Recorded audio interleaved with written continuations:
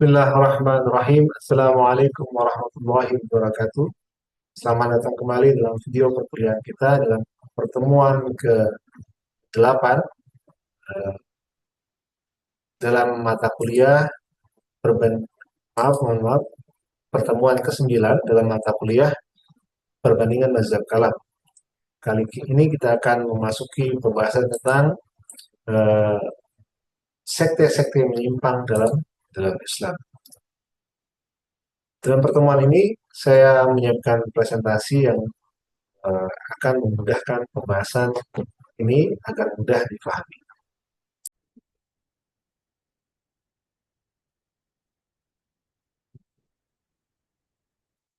Baik, pertemuan kita dalam pertemuan ke-9 ini membahas tentang sekte-sekte yang menyimpang dalam Islam.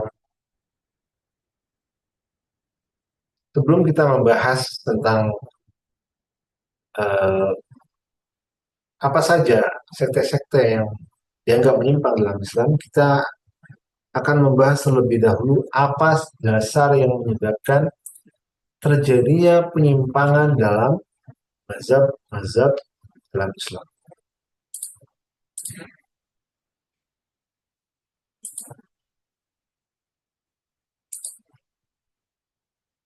Baik, pertama kali sebelum sebuah mazhab itu dipandang menyimpang, kita perlu melihat apa motif yang mendasari penyimpangan tersebut. Kita akan mungkin melihat pada aspek sosial, budaya, atau aspek-aspek eksternal lainnya. Dan itu benar, ada saja aspek sosial, budaya, atau konflik yang melatar belakangi penyimpangan ini. Yang tujuannya adalah untuk mempertahankan identitas.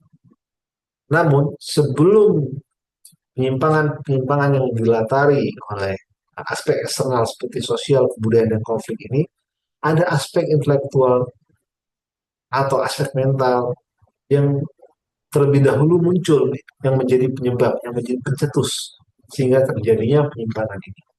Apa aspek mental ini? Yakni aspek yang kita sebut dengan gulu atau berlebih-lebihan. Nah, apa definisi gulu? Ya, Syekh Raghib Al-Isfahani ini uh, menjelaskan apa yang dimaksud dengan gulu. Al-gulu huwa tazawwuzul had fi syai', ya. Gulu adalah membolehkan pelampauan batas terhadap sesuatu. Inilah yang dimaksud dengan gulu. Oke. Kemudian secara agama, secara teologis, ya, secara fikih, gulu itu dimaknai sebagai tindakan melampaui batas dari ketentuan agama, baik usul maupun furu, serta melampaui hal-hal yang dibenarkan menurut akal sehat. Artinya ada banyak hal yang dilampaui di sini, baik secara akal maupun secara akal. Oke. Nah, apa saja dimensinya ya dalam gulu ini? Dalam agama, gulu ini terletak pada bagaimana seseorang mengklaim atau memandang ya kepada aspek ilahi dari sisi sifat, ya, dari sisi maksud saya dari aspek-aspek keagamaan baik ilahiyah maupun amaliyah ya, mengenai sifatnya dan kedudukannya yang melampaui batasan syar'i dan akal sehat. Oke. Nah, sehingga ketika gulu ini dibenarkan oleh suatu kelompok, maka terjadilah suatu gulu yang terorganisir. Namun gulu juga bisa terjadi secara nafsiyah, ya, secara tidak terorganisir. Biasanya yang terjadi secara nafsiyah adalah ketika seseorang itu enggan untuk mempelajari ilmu-ilmu usul atau uh, punya penafsiran sendiri yang itu tidak berlandaskan nasional syar'i ataupun pada penalaran rasional. Nah, cenderung gulu ini menjadi gerakan yang terorganisir karena punya kemampuan untuk menghimpun massa. Oke. Nah, selain ya melampaui batasan tadi, apa itu gulu? Menurut Syekh Mufid, ya, Jika kita gabungkan definisi ini, maka al-ghuluw wa tazawwuzul had fi syai'in wal khuruju 'anil qasdi, ya. Dan keluar dari maksud, keluar dari apa yang dimaksudkan oleh uh, penjelasan-penjelasan agama tadi, baik penjelasan mengenai ketuhanan, kenabian, mengenai yaumil akhir, mengenai syariat dan sebagainya. Sifat gulu ini mengeluarkan orang dari maksud-maksud yang ditetapkan. Jadi bukan hanya melampaui batas, tapi keluar dari rel. Nah, inilah yang dimaksud dengan gulu. Oke. Nah, sifat gulu ini tadi ketika dia terorganisir, ketika dia ditransmisikan dalam masyarakat yang menerima pandangan gulu ini, maka akan muncul yang namanya firqah, jadi sekte. Nah, sekte-sekte yang menerima pandangan gulu ini, menerima pandangan gulat ini, menerjemahkan keberagaman mereka berdasarkan pandangan-pandangan yang gulu ini tadi, sehingga membentuk identitas baru dalam kelompok kaum muslimin. Nah, secara sejarah kemunculannya adalah pada abad ke-1 hingga ke-3 Hijriah.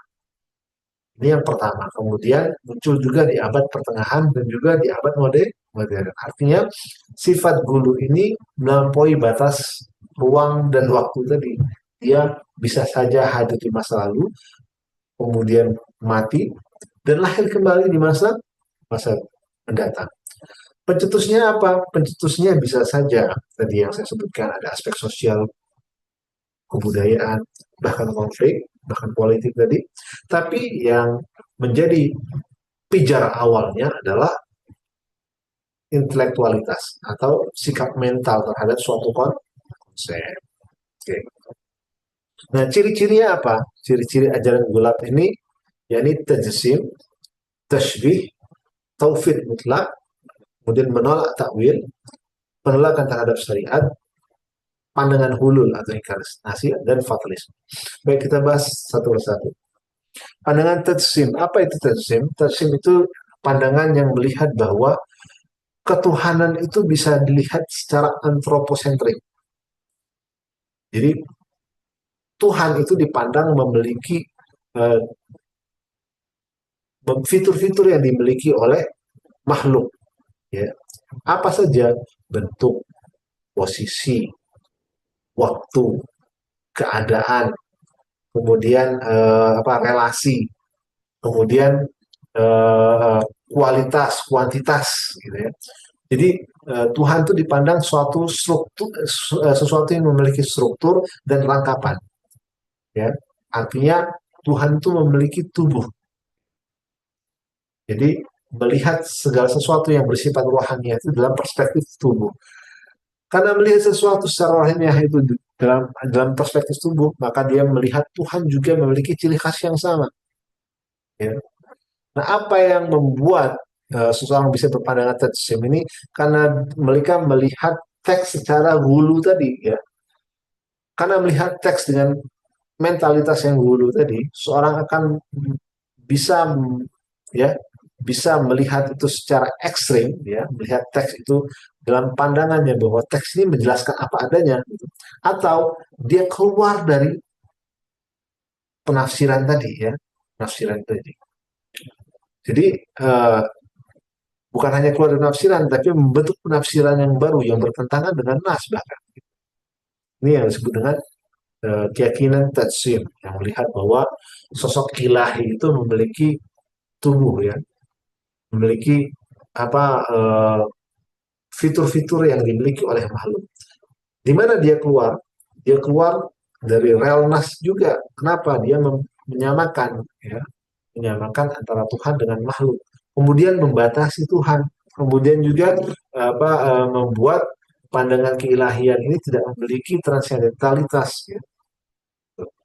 Jadi tajsim ini cenderung akan membawa seseorang pada pandangan yang mirip dengan pandangan paganisme. Selanjutnya tasbih. Tasbih ini adalah penyerupaan, ya, penyerupaan. Jadi orang-orang gulat akan melihat bahwa aspek ketuhanan itu harus dilihat, ya, sesuai dengan teks tadi yang menyerupakan bahwa Tuhan itu punya fitur-fitur yang bersifat makhluk. Nah, ini kadang apa namanya menjebak beberapa pandangan kalam pada kondisi ini kalau tidak hati-hati. Kemudian taufik mutlak. Taufik mutlak ini artinya meninggalkan penafsiran sama sekali tentang aspek-aspek ketuhanan gitu. Ini bisa menjebak seseorang juga pada pandangan yang gulu ya, karena dia tidak mau tajsim, tidak mau tasbih ya, sehingga dia meninggalkan ya, menyerahkan semuanya pada apa? Pada realitas. Dia tidak mau memahami realitas akibatnya, tidak mau memahami bagaimana eh, nalar manusia berinteraksi dengan konsep-konsep tentang keilahian. Selanjutnya menolak takwil. Nah, ini juga ya disebabkan oleh sifat gulu terhadap teks gitu ya, sehingga menganggap teks itu tidak boleh takwil gitu, tidak bisa dinaikkan maknanya gitu. Ini menyebabkan seorang menjadi menjadi melihat teks itu eh, tidak hidup ya, tidak bisa berinteraksi dengan kapasitas nalar manusia. Kemudian ada yang lebih parah lagi bahwa menolak syariat. Ini tadi yang kita bicarakan sebelumnya dalam penyimpangan tasawuf. Ada ya, ada kecenderungan seseorang ketika dia mengalami etase uh, spiritual ya sampai pada kecenderungan untuk menolak syariat. Ini juga dapat dipandang sebagai guru. Kemudian pandangan inkarnasi bahwa suatu sosok itu memiliki aspek-aspek ilahiyah yang datang kemudian kepadanya. Gitu. Ya. Artinya eh, pandangan ini melihat bahwa Tuhan itu memilih wadah untuk eh, eh, yang merepresentasikan kehadiran total dirinya gitu. Pandangan ini juga dulu karena melihat bahwa Tuhan terbatas pada ekspresinya gitu ya. Pada pada aspek khaliknya ya, aspek penciptaannya gitu. Bahkan ini juga bisa mengarah pada pandangan paganisme kuno yang membuat seorang dianggap jika diyakini ini dia punya ciri khas dari kelompok gulat. Kemudian fatalisme. Apa itu fatalisme? Fatalisme ini adalah yang memandang bahwa kehidupan ini deterministik, bahwa Tuhan telah menentukan takdir manusia ya secara absolut sehingga tidak apa tidak punya manusia tidak punya kemampuan untuk beraktivitas untuk melakukan perbaikan. Nah, ya, keyakinan ini juga dulu muncul di kalangan kaum muslimin ya. Apa dasarnya? Apa dasarnya kita mengatakan bahwa ini bulat? Karena ya, melihat karena dia melampaui batas bahkan mengalihkan tadi, mengalihkan maksud dari penjelasan teks tadi mengenai keadilan ilahi, mengenai takdir. Ya, sehingga melahirkan pandangan fatalisme yang membuat eh, seseorang memandang bahwa Tuhan itu ya, sumber segala sesuatu telah menentukan segala sesuatu secara absolut sehingga manusia itu terkungkung ya. Ini tidak jauh dari menyatakan bahwa Tuhan itu ya sumber segala sesuatu termasuk hal-hal yang bersifat buruk gitu. Nah ini waliyazubillah kita berlindung dari pandangan ini. Dan pandangan ini sempat menjadi pandangan umum ya pada kalangan kaum muslimin di abad ke-1 dan ke-3 Hijriah tadi, terutama ketika pada zaman Bani Umayyah. Baik, apa yang melatar belakangi pandangan-pandangan gulat ini? Tajsim, tashbih, tauhid, kemudian takwil, penerapan syariat, hulul inkarnasi, dan fatalisme tadi. Pertama adalah karena dilatar belakangi sifat gulu pada teks atau kita sebut dengan tekstualisme. Nah, sifat puritan pada teks sehingga eh, menyebabkan seseorang itu tidak dapat berinteraksi dengan teks, ya.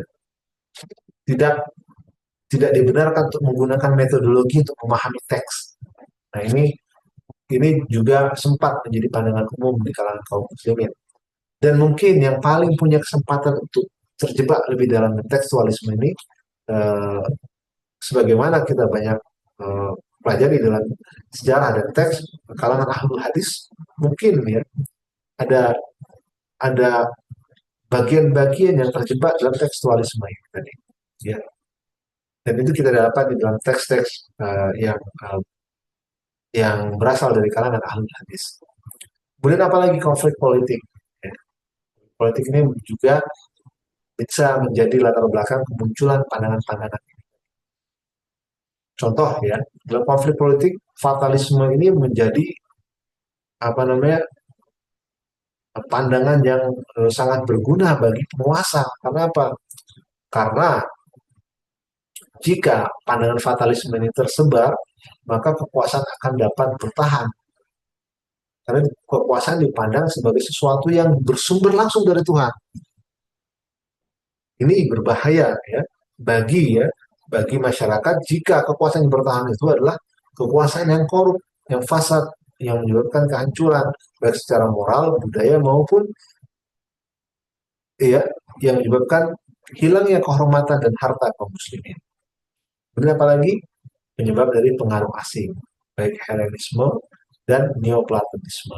Jika pandangan-pandangan ini tidak difilter berdasarkan yang eh, jika pandangan itu difilter dan masuk kepada pandangan kaum muslimin yang tidak berhubungan dengan nakal, tidak berhubungan dengan nas. Baik, ini adalah periode kemunculan, cirinya dan latar belakang. Kemudian apa saja sekte-sekte bulat ini tadi? Oke, dalam sejarah dan ajaran-ajarannya. Baik, kita akan berbicara pertama kali dalam Syiah Imamiyah. Jadi sekte-sekte gulat ini tidak muncul secara mandiri. Kadang dia muncul dalam suatu kelompok mazhab yang kemudian membentuk kelompoknya sendiri. Dalam Syiah Imamiyah itu ada dua fase. Yang pertama fase sebelum ghaibah, ya, sebelum ghaibah Imam Mahdi. Ada banyak sekte-sekte gulat di sini. Ini Ablaqiyah, kemudian sekte Abu Sa'diyah, Abu Muslamiyah, Syakiyah, Babakiyah, Bakriyah, Jawa Ribiyah, Harbiyah, Hulmaniyah, Hamariyah, Khabitiyah, Khudashiyah, Rawandiyah. Ya. Sekte-sekte ini muncul di kalangan Syiah Imamiyah. Kemudian pasca gaib imam. Apa saja? Ahlul Haq, Babiyah, Bektasyiyah, Bahaiyah, Pasikhaniyah, ya, Urufiyah, Duruziyah, Sana'iyah, Sabahiyah, Tawusyiyah, Kizilbasyiyah, Kakaiyah, Musaiyah, dan Nusairiyah. Nah, pandangan-pandangan ini muncul pada kalangan eh, Syiah Imamiyah. Dan ciri khasnya sama. Ya. Kalau kita lihat tadi, ya, dalam ciri-ciri ajaran gelap, ya, ada tajsim, ada tasbih, ada menolak takwil, menolak syariat, ulul, reinkarnasi dan fatalisme. Kemungkinan ya aspek gulatnya dalam kalangan Syiah ini bukan hanya pada sisi tauhid, tapi juga pada sisi imamah. Ya. Kenapa? Karena eh, sekte-sekte ini kadang melihat imamah ya dari aspek inkarnasi ya, atau menaikkan posisi imamah pada posisi uluhiyah. Nah, ini yang berbahaya yang menyebabkan seseorang itu bisa dikategorikan sebagai bulan. Nah, bagaimana sikap para ulama imamiyah terhadap sekte-sekte bulan ini? Para ulama imamiyah itu tanpa sedikit pun bertoleransi, bahkan mengkafirkan kaum bulat dan memandang mereka sebagai orang yang keluar dari Islam. Syekh Saduk itu menjelaskan mengenai ini. Dia mengatakan bahwa keyakinan kami tentang kaum bulat dan muafidah adalah bahwa mereka adalah kafir dan mereka lebih buruk dari Yahudi, Nasrani, Majusi, Qadariyah, Haruriyah dan seluruh kelompok sesat lainnya. Demikian pula Syekh Mufid. Dia mengatakan bahwa mereka adalah orang-orang sesat dan kafir. Amirul Mukminin alaihissalam telah memutuskan hukum bagi mereka dengan dibunuh dan dibakar dengan api. Dan para imam alaihissalam telah menetapkan kekafiran mereka serta keluarnya mereka dari Islam. Apa yang menyebabkan mereka keluar dari Islam? Pertama adalah menaikkan posisi imamah pada posisi uluhiyah, ya, yang merusak tauhid. Kemudian bukan hanya merusak tauhid, karena dia menaikkan posisi imamah kepada posisi ilahiyah, mereka merusak, ya, merusak sisi imamah. Oke, dan kadang sebagian kelompok ini memandang imamah dari sisi inkarnasi atau hulul, yang bisa menyebabkan seorang bersikap, ya, bersikap tadsib, bersikap tasbih, bahkan bersikap fatalis. Dan ini, ya, dicela berdasarkan jumhur ulama imamiyah. Oleh karena itu, tidak semua sekte ini bisa diasosiasikan secara langsung kepada kelompok pada mazhab Syiah Imamiyah. Karena apa? Syiah Imamiyah sendiri menolak mazhab sekte-sekte ini sebagai bagian dari mazhab mereka. Oke, baik. Selanjutnya, sekte-sekte gulat dalam kelompok ahli sunnah, ya. Apa saja? Yang pertama, yang tadi adalah Mujassimah, Musyabihah, Haswiyah, Karamiyah, Jabariyah, Murji'ah, termasuk Khawarij dan Takfiri. Oke. Apa yang menjadi ciri khas sikap gulat dalam kelompok ahli sunnah, ya, yakni adalah mendudukkan posisi uluhiyah pada posisi makhluk. Nah, ini yang menyebabkan sikap gulat tadi pada kelompok ahli sunnah yang ditolak oleh kelompok ahli sunnah. Artinya apa? Ketika mendudukkan posisi uluhiyah kepada posisi makhluk, maka dia menolak atau merusak tauhid tadi, ya, merusak tauhid. Ketika mendudukkan posisi uluhiyah kepada makhluk, maka rusak tauhidnya. Ketika rusak tauhidnya, maka rusak pula pandangannya mengenai takdir. Ketika rusak pula pandangannya mengenai takdir, rusak pula pandangannya mengenai posisi iman dan Islam. Oke, pandangan tentang kelompok-kelompok ini, ya, menurut jumhur al-sunnah, terutama Imam Ja'far at-Tahawi dalam Aqidah Tahawiyah, dia mengatakan barang siapa mensifati Allah dengan sifat-sifat manusia, maka ia telah kafir. Kenapa muncul sikap mensifati Tuhan dalam sifat-sifat makhluk ini dalam kalangan sekte-sekte gulat di ahlu sunnah? Karena tadi kita balik kepada penyebabnya ada tekstualisme. Ada memang beberapa teks dalam Al-Quran dan hadis itu yang menggunakan uh, secara literal seolah-olah mempersamakan, ya, manusia dengan makhluk, ya. Misalnya bahwa baina yadillah atau fa inna ma'an tuwalu fasama wajhullah, ya. Ini teks-teks ini membicarakan, ya, bahwa uh, ada fitur-fitur, ya, makhluk, seolah membicarakan ada fitur-fitur makhluk pada diri Tuhan. Namun sebenarnya Al-Quran juga sudah memberikan batasan tadi, bahwa Allah itu laisa kamitslihi syai'. Tuhan itu tidak sama dengan apapun. Sehingga para mutakallimin, para mufassirin, ya, eh, menafsirkan ayat-ayat ini tadi, ayat-ayat yang nampaknya menjelaskan Tuhan dalam perspektif bahwa Tuhan memiliki wajah, tangan, dan anggota tubuh, atau memiliki aspek-aspek yang seolah-olah memiliki makhluk. Para ulama mengatakan bahwa ini harus ditafsirkan, ya, ditafsirkan dan ditakwil, ya. Nah, kalangan sekte-sekte ini menolak ya, jumhur ulama tentang bagaimana memahami ayat-ayat yang eh, ayat-ayat tentang keilahian itu tadi. Mereka memiliki pandangan bahwa eh, agama, teks-teks agama itu harus ditafsirkan secara apa adanya. Oke, menolak takwil dan menolak sifat menolak pandangan yang melihat yang berusaha mencocokkan eh, bahwa Tuhan itu ya laisa kamitslihi syai'. Mereka berusaha menolak pandangan itu agar apa? Agar sesuai dengan teks-teks apa adanya. Nah, ini masalah dalam kelompok gulat di kalangan ahlu sunnah. Dan pandangan Imam Ahmad bin Hambal terhadap kelompok-kelompok ini, ya, barang siapa yang berkata bahwa Allah seperti makhluk, maka ia kafir. Kadang ya, kadang kalangan literalis ya berusaha menisbatkan pandangan mereka pada pandangan kalangan Hanabilah yang merupakan uh, mazhab yang dekat metodologi dengan kalangan ahlul hadis. Tapi Imam Ahmad sendiri menolak pandangan menjasimah tajsim mutasyabih mereka.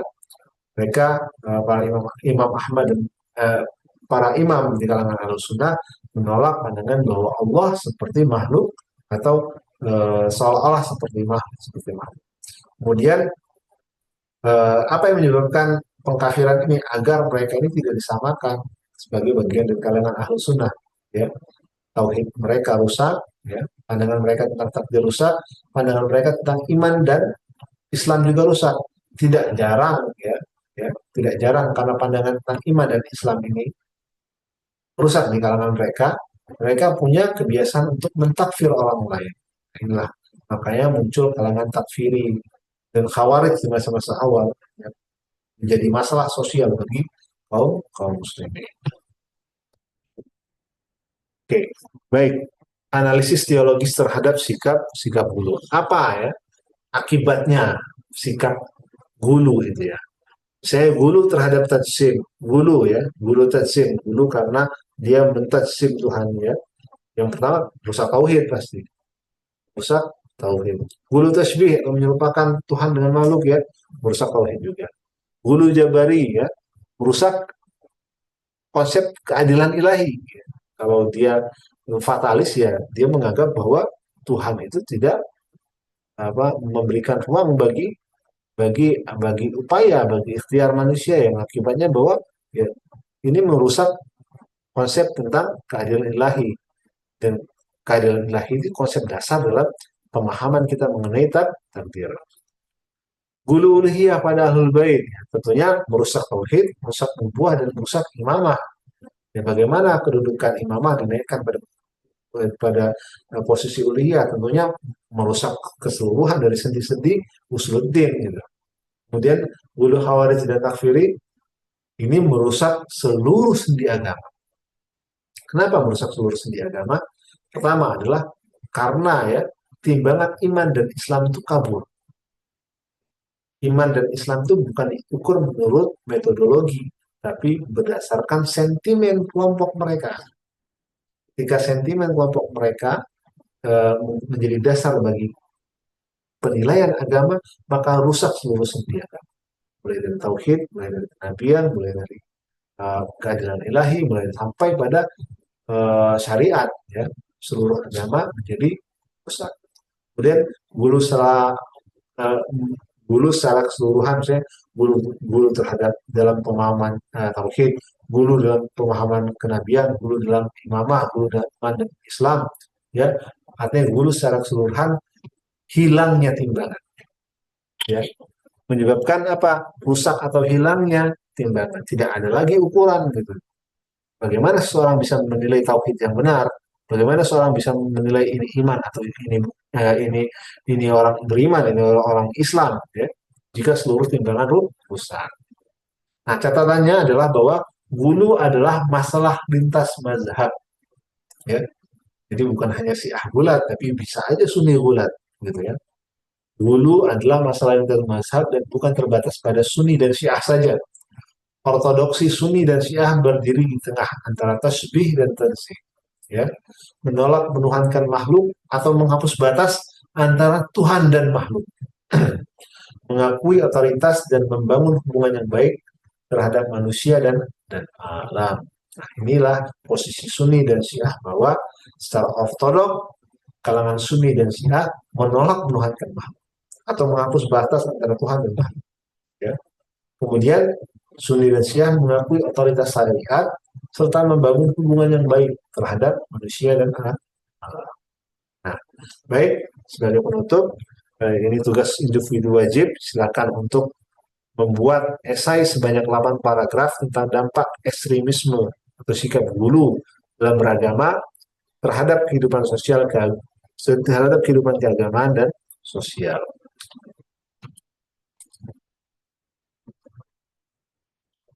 Baik, kita sudah eh, sampai pada bagian akhir dari perkuliahan kita.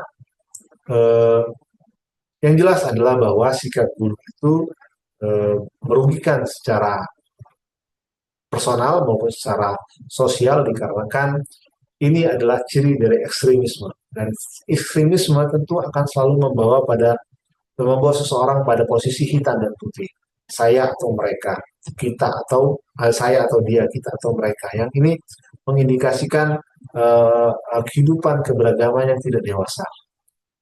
Kemudian eh, sikap hulu juga membuat seseorang berhenti untuk belajar. Nah, dan bahaya yang paling jelas adalah ketika kita menemukan kelompok besar masyarakat yang kehilangan, ya, gairah, kehilangan dorongan untuk belajar. Artinya kita akan hidup dalam masyarakat yang masa bodoh, dalam kehidupan dalam masyarakat yang melihat dunia ini secara hitam dan putih. Baik, terima kasih. Assalamualaikum warahmatullahi wabarakatuh.